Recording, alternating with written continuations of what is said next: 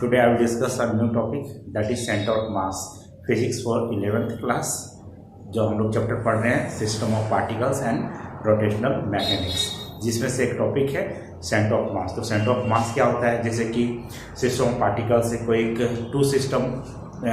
Two particles का एक system consider करते हैं and having masses m1 and m2, then what is the centre of mass of this two masses of a system. तो हम लोग ये डिस्कस करेंगे यहाँ पे।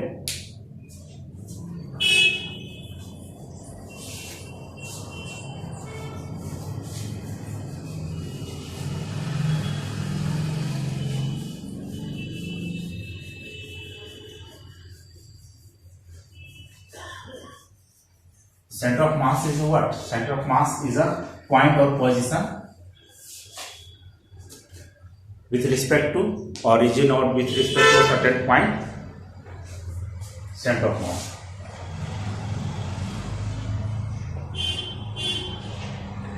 Of mass. इसको शॉर्ट में हम लोग CM भी बोलते हैं, centre of mass. That is, it is a position of a system particles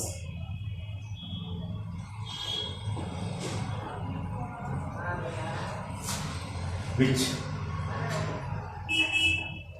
gives the average weighted mass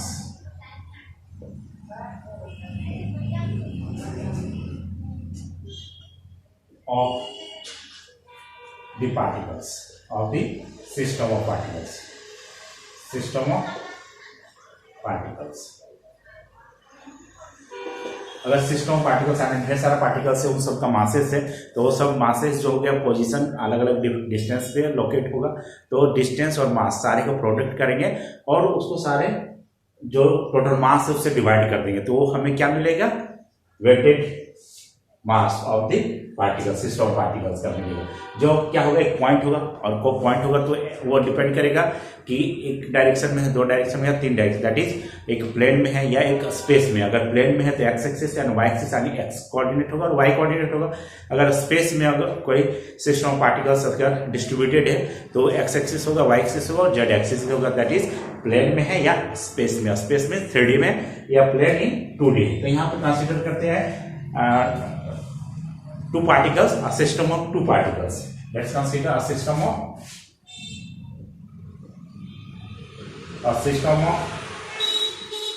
two particles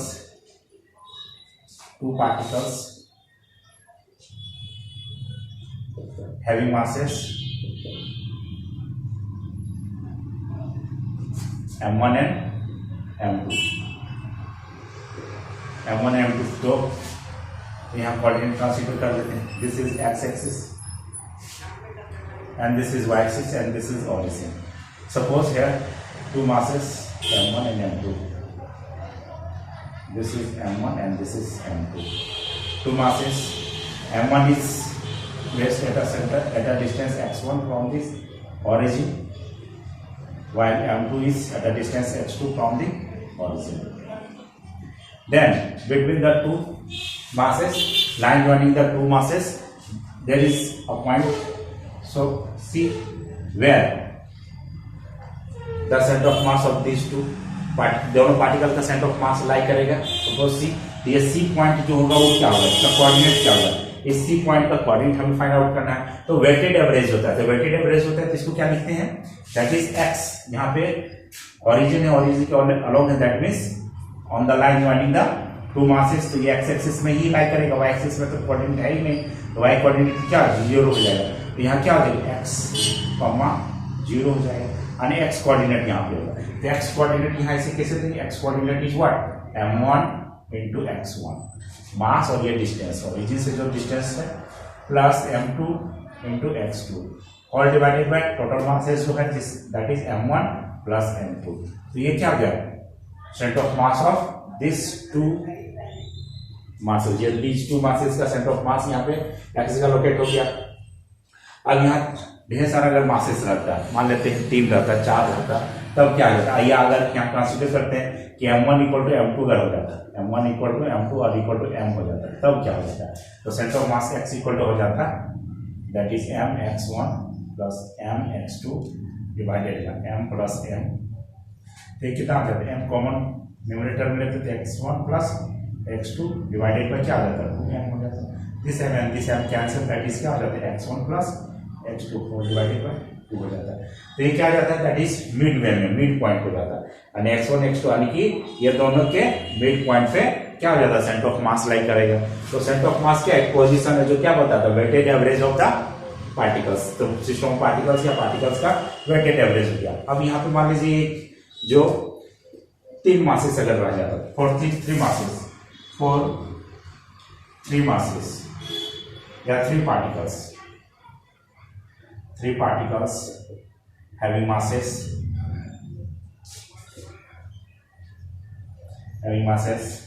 m1, m2 and m3, तो उसका कोऑर्डिनेट क्या हो जाता है, यहाँ पर कोई m3 भी आ जाता है तो उसका x कोऑर्डिनेट ही होता है, बिकॉज y कोऑर्डिनेट तो 0 हो जाता है, because it is in one direction में, that is m1 x1 m2 x2 m3 x3 all divided by m1 plus m2 plus m3, ये हो जाता है। अगर फिर यहाँ m1 m2 m3 अगर तीनों इक्वल हो जाता है तो क्या हो जाता है, एक्स कोऑर्डिनेट हो जाता है यहाँ पे extended formula, that is x1 plus x2 plus x3 divided by 3 यहाँ हो जाता है, तो ये एक्स कोऑर्डिनेट हो जाता है। अब यहाँ पे अगर कोई एक ऐसा सिस्टम ऑफ पार्टिकल्स कंसीडर करें जो क्या हो गया, एक प्लेन में लाई करता है, जब प्लेन में लाई करता है वहां पे क्या आ जाएगा, एक्स कोऑर्डिनेट भी होगा और वाई कोऑर्डिनेट भी होगा। तो यहाँ पे हम लोग एक्स कोऑर्डिनेट और वाई कोऑर्डिनेट कंसीडर करते हैं ना प्लेन।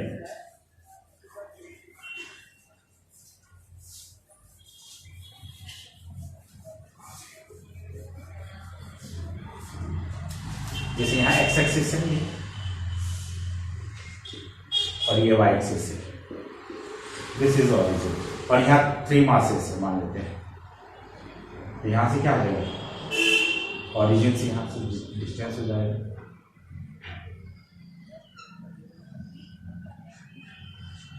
ये डिस्टेंस यहाँ पे x1 होगा, x2 होगा, x3 एम्पियर डिस्टेंस ले लेंगे, यहाँ पे x3 तो m1 m2 एंड m3, ये 3 मासेस है, तो सबका क्या होगा, x कोऑर्डिनेट और y कोऑर्डिनेट होगा।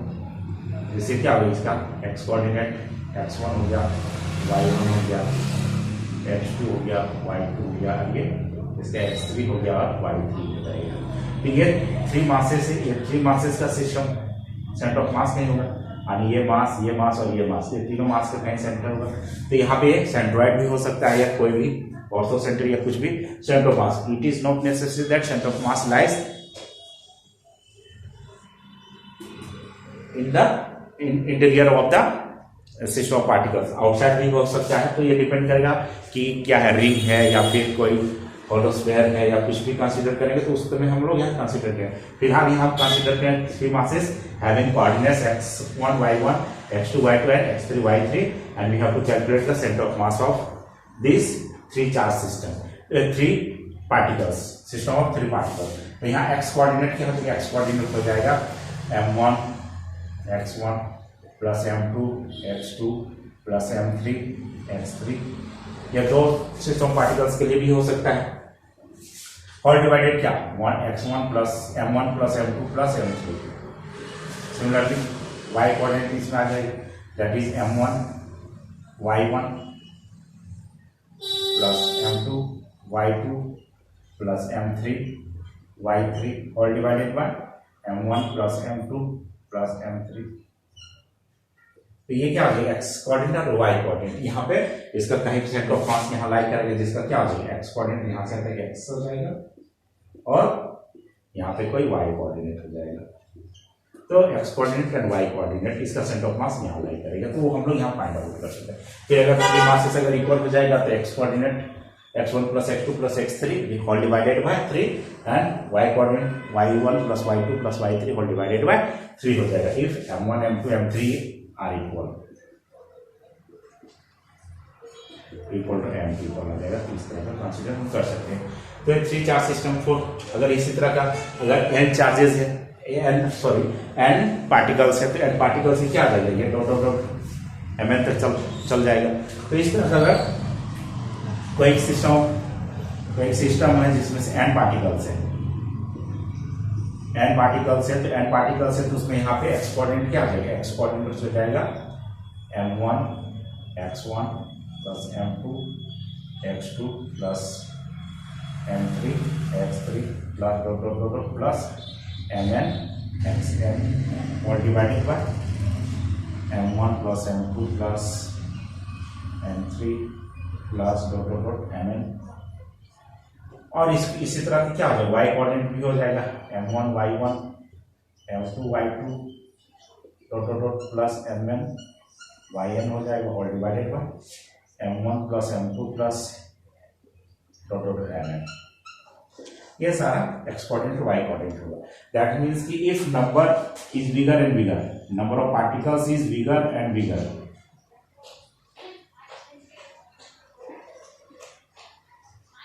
then mass will be smaller and smaller, delta m क्या आ जाएगा, smaller and smaller। तो क्या आ जाएगा, नंबर ऑफ पार्टिकल्स, किसी भी रिजिड बॉडी का नंबर ऑफ पार्टिकल्स क्या होगा, bigger and bigger, then the masses, each particle का जो मास होगा वो क्या होगा और स्मॉलर होता चला जाएगा, सच दैट क्या हो जाएगा, delta m i, delta m आई जो हो जाएगा वो क्या आ जाएगा आई, ये क्या आ जाएगा इक्वल टू एम हो जाएगा, यानी summation of all the particle masses of the all particles, ये क्या आ जाएगा total mass of the rigid body हो जाएगा।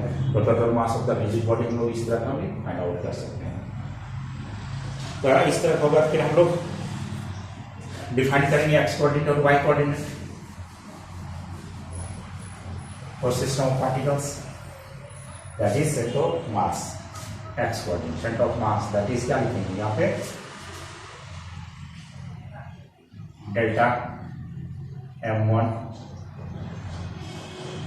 xi m1 x1 plus delta m2 x2 plus delta m3 x3 plus dot dot dot dot plus delta mn xn और divided by delta m1 plus delta m2 plus delta m3 plus dot dot dot plus delta mn ये हो जाएगा, जिस और y coordinate basis जैसा हो जाएगा। सो इसको हम लोग सिंप्लीफाई करेंगे। So it is written as x is what, इसको समेशन के फॉर्म में लिखेंगे, that is summation delta m i x i and i varies from 1 to n और होल डिवाइड में क्या हो जाएगा सिग्मा डेल्टा एम आई। तो डेल्टा एम आई कितना है, delta m i capital M है, जिसको हम लोग ऐसे लिख सकते हैं, that is sigma delta m i x i और डिवाइडेड बाय एम। इसको इस फॉर्म में आने एक्स कोऑर्डिनेट हो जाएगा, यानी वाई कोऑर्डिनेट क्या होगा, वाई कोऑर्डिनेट अगर हुआ तो delta sigma delta m i y i और डिवाइडेड बाय कैपिटल एम हो जाएगा। तो ये x coordinate and y coordinate of the centre of mass निकल जाएगा। अगर ढेर सारा सिस्टम ऑफ पार्टिकल्स का अगर कंसीडर करें in n is bigger and bigger, the delta m becomes smaller and smaller, that centre of mass is reduced in this way. तो sigma means क्या होता है, summation of over all the number of particles. तो सारे का जोड़ेंगे तो इस तरह से हम लोग निकाल सकते हैं एक्स। अब यहाँ पे अगर कोई भी ith particle, let's consider ith particle,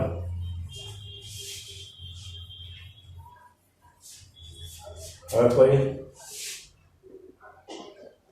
ith particle है, अगर कोई सिस्टम रिजिड बॉडी है, अगर रिजिड बॉडी में ढेर सारा पार्टिकल्स है यहाँ पे, तो इसमें से एक पार्टिकल है जिसका मान किया गया डेल्टा एम और ये ith पार्टिकल है। तो ये यहाँ पे कहीं ओरिजिन है, तो ओरिजिन से यहाँ से आता है कि इसका पोजीशन होगा जैसे r, ये पोजीशन वेक्टर होगा, तो उस पोजीशन वेक्टर का होगा तो हम लोग यहाँ पे उस पोजीशन को हम लोग रिप्रेजेंट कर सकते हैं एक्स वाई जेड में, that is position vector, position vector of ith particle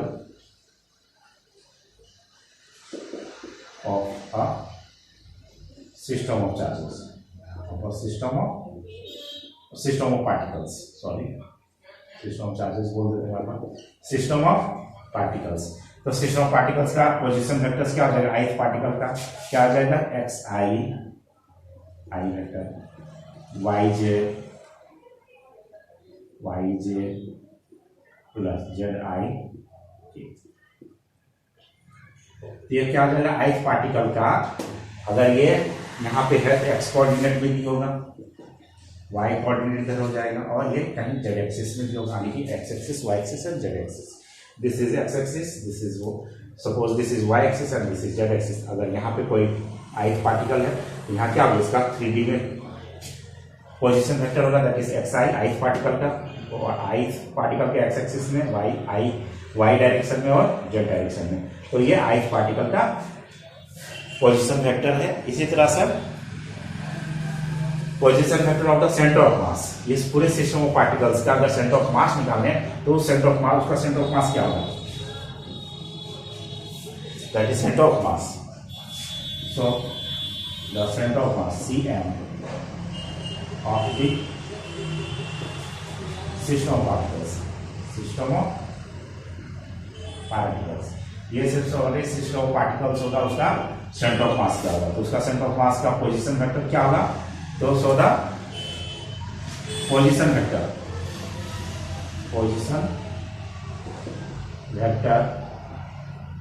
of the centre of mass of the system of particles. तो आर वेक्टर हो जाएगी क्या, एक्स आई प्लस वाई जे प्लस जेड के, यानी x में होगा x coordinate, y coordinate, z coordinate होगा, और x एक्सिस, y एक्सिस और z एक्सिस में होगा। तो this is the position vector of the centre of mass of system of particles. ये पोजीशन वेक्टर है सिस्टम ऑफ पार्टिकल्स का। तो इस तरह से हम लोग ये डिफाइन कर सकते हैं। और सेंटर ऑफ मास यहाँ पे अगर इस तरह हो जाएगा, क्या हो जाएगा, अगर यहीं पे अगर देखा जाए कि अगर एक centre of mass lies on the origin, अगर सेंटर ऑफ मास ओरिजिन पर अगर लाई करेगा तो क्या हो जाएगा, x कोऑर्डिनेट और y कोऑर्डिनेट क्या हो जाएगा, 0 हो जाएगा, यानी कि mxi 0 हो जाएगा, और डेल्टा mxy क्या हो जाएगा, 0 हो जाएगा। तो इस तरह से हम लोग यहाँ पे लिख सकते हैं, that is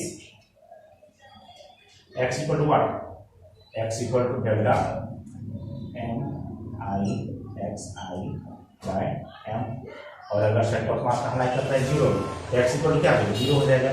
that means sigma delta mi xi is equal to what, फिर डेल्टा mi और xi क्या आ जाएगा, 0 हो जाएगा। तो इस तरह से हम लोग यहाँ पे डिफाइन कर सकते हैं वेक्टर फॉर्म में, और यहाँ पे हम लोग किसी भी वेक्टर को हम लोग लिख सकते हैं इस हिसाब से वेक्टर फॉर्म में, यानी कि सेंटर ऑफ मास को फैक्टोरियल हम लोग रिप्रेजेंट कर सकते हैं। दैट इज अगर r जो था, r is what, x i y j and z k, this is the position vector of centre of mass of system of particles. अगर ये है तो फिर यहाँ सेंटर ऑफ मास आने की, यहाँ r इक्वल क्या लिख सकते हैं, r इक्वल टू हम लोग ऐसे भी लिख सकते हैं, that is sigma m i delta m i r i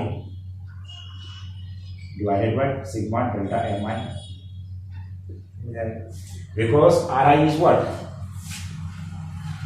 ये ri जो था पोजीशन में करने x i plus y j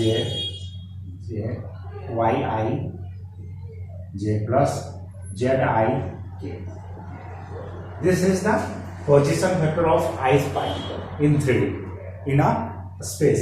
तो किसी भी एक स्पेस में क्या है, एक ith पार्टिकल है जिसका पोजीशन वेक्टर ये लिखा गया है, और this is the centre of position vector of centre of मास,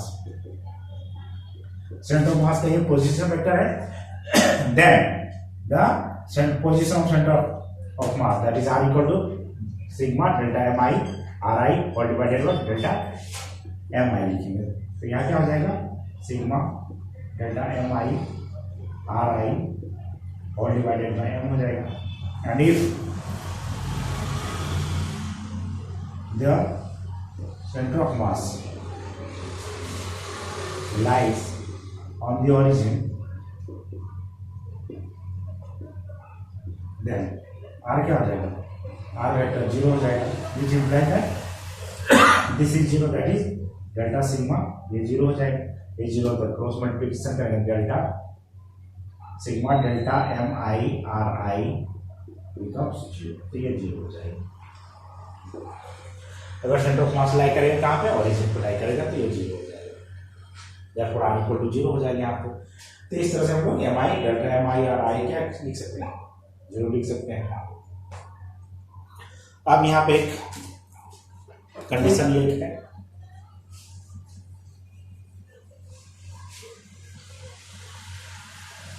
कि if the mass of the particles is very small, that is if number of particles are bigger and bigger, then their masses will be smaller and smaller। जब smaller मास हो जाएगा तो हम लोग क्या लिख सकते हैं, दैट मीन्स कि यहाँ पे कंसिडर कि एन जो होगा वो बिगर हो जाएगा, हमें एन का वैल्यू बढ़ेगा।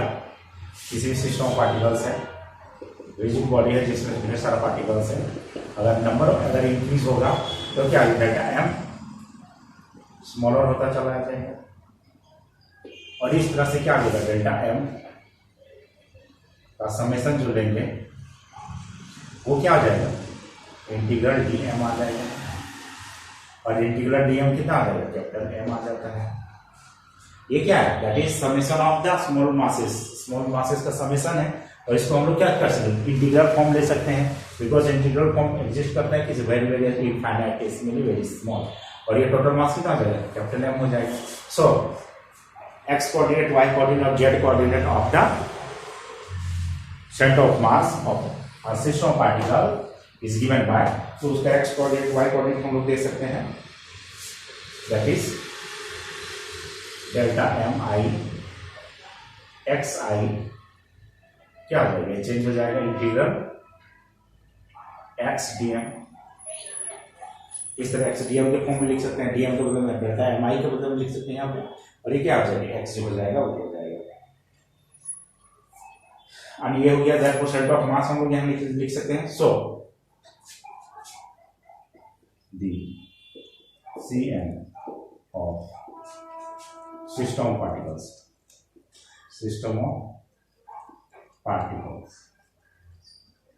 तो सिस्टम ऑफ पार्टिकल्स का एक्स कोऑर्डिनेट क्या आ जाएगा, therefore x equal to x coordinate, x equal क्या आ जाएगा, इंटीग्रल x dm और डिवाइडेड क्या आ जाएगा, इंटीग्रल dm लिख सकते हैं, तो इंटीग्रल dm कितना आता है, m हो जाएगा, जिसको हम लोग क्या लिख सकते हैं यहाँ पे 1/m इंटीग्रल x dm, ये हो जाएगा, that means x equal to इतना हो जाएगा। सिमिलरली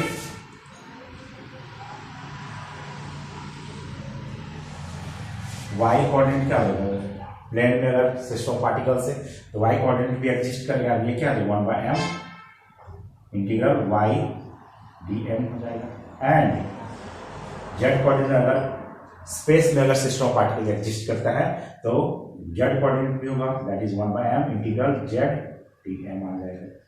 तो इस तरह से एक्स कोऑर्डिनेट भी आ गया, वाई कोऑर्डिनेट भी आ गया, यहाँ पे एक्स कोऑर्डिनेट हो गया और ये वाई कोऑर्डिनेट हो गया। And if the centre of mass of system of particles lies on the origin of the reference frame, then तब क्या हो जाएगा, यानी कि x equal to y equal to z equal to कहाँ लाई करेगा, ऑरिजिन पे, तब क्या हो जाएगा, यहाँ पे integral x dm equal to integral y dm equal to integral z dm is equal to 0, ये क्या आ जाएगा, 0 हो जाएगा। तो इस तरह से, क्योंकि ये जब 0 तो 1/m क्या आ जाएगा, 0 से मल्टीप्लाई होगा, जो कि वो 0 हो जाएगा, therefore only x dm y dm and z dm integrals will be 0, तो ये वेरीज कर जाएगा, दैट इज 0 हो जाएगा। तो इस तरह से ये हम लोग निकाल सकते हैं वेक्टर, और कोई वेक्टर रिप्रेजेंटेशन अगर कोई भी एक निकालना चाहे तो हम लोग निकाल सकते हैं इस तरह का।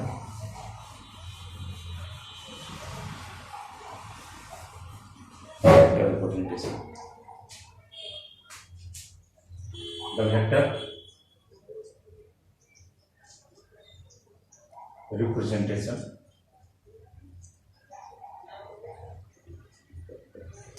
of Cn of a system of particles.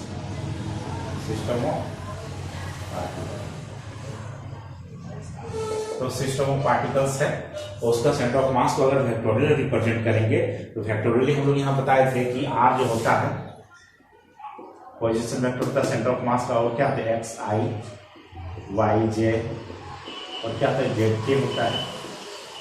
तो इसका सेंटर ऑफ मास अभी पोजीशन वेक्टर होता है। तो सेंटर ऑफ मास हम लोग कैसे देंगे, centre of mass r vector equal to 1/m और इंटीग्रल लेंगे इसका position vector of the ith particle और mass of the ith particle. तो ये क्या है, इंटीग्रल क्या समेशन एक तरह का है। तो फॉर स्मॉल मासेस के लिए हो जाएगा, ये जो हम लोग इंटीग्रल डेल्टा m के लिए ले लेते हैं, dm जो आया था ये कहाँ से आया था, यहाँ से समेशन डेल्टा m जो रकम आया था ith पार्टिकल का, इसी क्या dm आ गया था। अब इसी का सेंटर ऑफ मास अगर निकालना था r = 1/m हो जाएगा, rdm हो जाएगा। तो ये centre of mass of vectorial represented, तो ये हो जाएगा। अगर फिर यहाँ पे if r and if center of mass lies on the origin, अगर origin पे लाई कर रहा है then तब क्या हो जाएगा, r = 0 हो जाएगा। तो अगर r = 0 हो जाएगा therefore क्या हो जाएगा, ये rdm = क्या हो जाएगा, 0 हो जाएगा। फिर rdm क्या हो जाएगा, 0 हो जाएगा। फिर rdm 0 हो जाएगा, x r क्या है, यहाँ पे r जो वेक्टर था, r वेक्टर क्या था, एक्स आई ith पार्टिकल का x कोऑर्डिनेट था।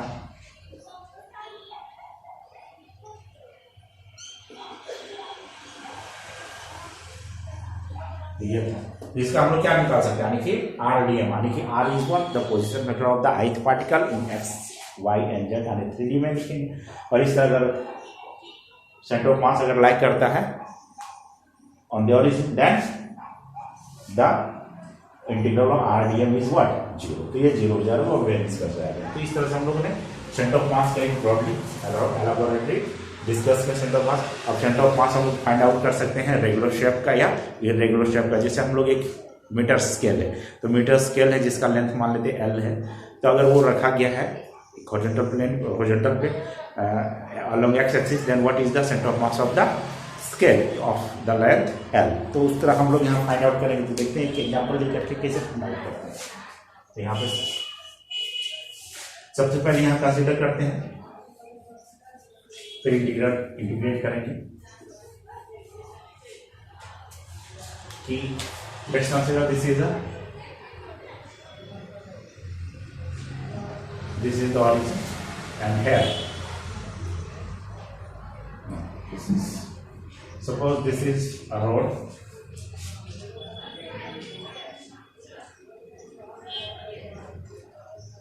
suppose this is a rod or meter scale,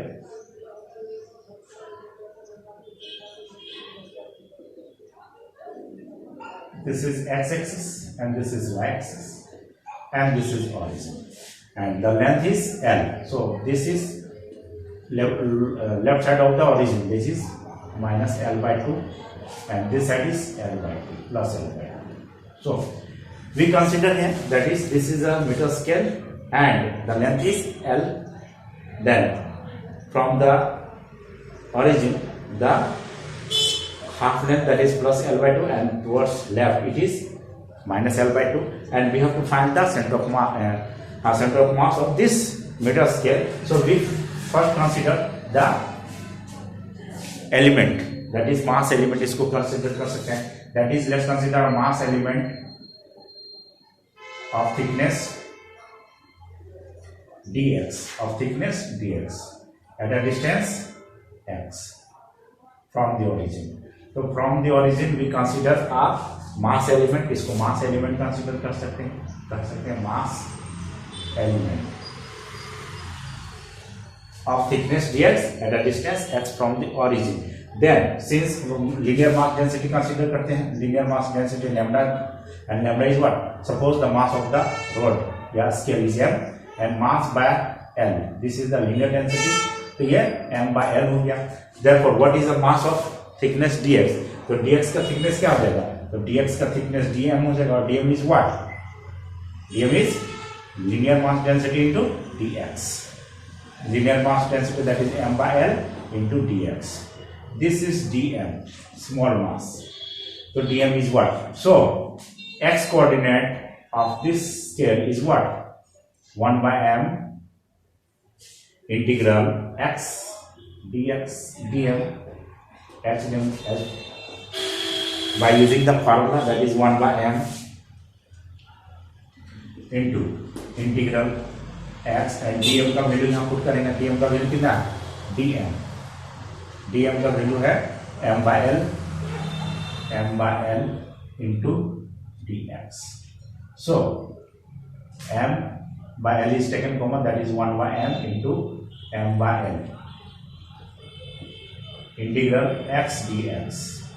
तो m और m कैंसिल हो गया, that is 1 by l आ गया, तो यहाँ पे इक्वल टू 1 by l हो गया इंटू अभी x dx का इंटीग्रेट करेंगे कितना हो जाएगा, x स्क्वायर बाय 2 हो जाएगा। यहाँ पे एक चीज और लेना है, लिमिट लेना है। लिमिट क्या है, लिमिट हो जाएगा minus L by to to plus L by to, तो माइनस एल बाई टू से प्लस एल बाई टू तक लिमिट है। फिर यहाँ पे हम लोग क्या करेंगे, यहाँ पे 1 बाई एल हो गया। अब लिमिट यहाँ पुट करेंगे, दैट इज ये क्या हो जाएगा, एल बाई टू का whole square by two minus L by two minus L by two का होल स्क्वायर बाय 2, तो ये आ जाएगा। तो कितना आ जा रहा है, एल बाई टू, एक माइनस एक प्लस में है, तो यहाँ माइनस हमें एक्स स्क्वायर बाई 2 आ जा रहा है, तो 1 बाई एल, ये कितना आ जाएगा, 0 आ जा रहा है, that is L square by कितना आ जाएगा 4, 8 हो जाएगा। फिर ये भी एल स्क्वायर बाई कितना आ जाएगा, तो जब 4 8 हो जाएगा, ये क्या आ जाएगा 1 बाई एल हो गया। और यहाँ L square by 8 minus L square by 8 क्या हो, 0, that is 1 by L into 0 is what, 0। तो यहाँ क्या हो जाएगा, सेंटर ऑफ मास हमें एक्स कहाँ लाई कर रहा है, x equal to 0, x equal to 0 आ रहा है, सेंटर ऑफ मास कहाँ लाई कर रहा है, ओरिजिन पे लाई कर रहा है। तो x कोऑर्डिनेट कितना आ गया, 0 आ गया। तो इस तरह से हम लोग यहाँ पे फाइंड आउट कर सकते हैं। अगर यहाँ पे इधर ही लेंथ ले लेते हैं तो क्या आ जाता है, 0 से l तक लिमिट ले लेते हैं।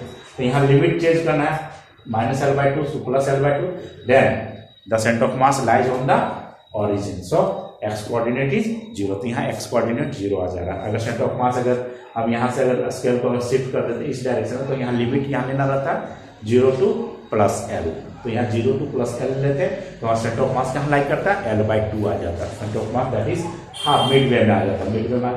तो ये सारा जो टॉपिक था ऑल अबाउट सेंटर ऑफ मास, और उससे रिलेटेड जितना वेक्टर रिप्रेजेंटेशन था सेंटर ऑफ मास का, तो इससे रिलेटेड था।